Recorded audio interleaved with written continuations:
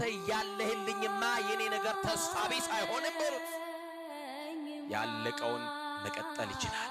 በክርስቶስ ዘንድ ሞታችን እንኳን የእንቅልፍ ያክል ተራ ነው። በማን በቃ ታሪካችሁን ችግራችሁን እያጋነናችሁ የኔ ችግር ከባድ ነው፣ የኔን ችግር ማልፈው አይደለም፣ በኔ አቅም የሚፈታ አይደለም እያላችሁ ብቻ ችግራችሁን እየቆለላችሁ የምትሄዱበትን ያለፈውን ዘመን እርሱት።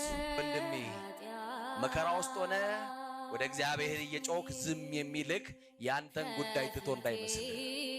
አንዳንድ ጊዜ በተስፋ በቁረጥ ውስጥ እንሆንና ይሄውና ጠዋት ማታ እየሄድኩ ደጁ እያለቀስኩ እግዚአብሔር እኮ ዝም አለኝ የሚሉ ሰዎች አሉ።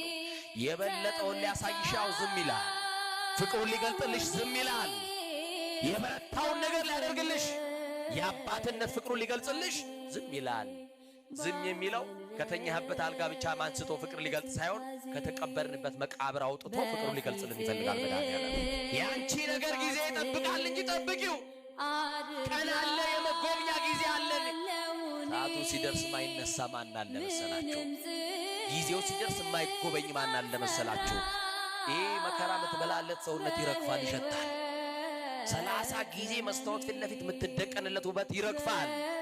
30 ሽቶ የምትታጠንለት ሰውነት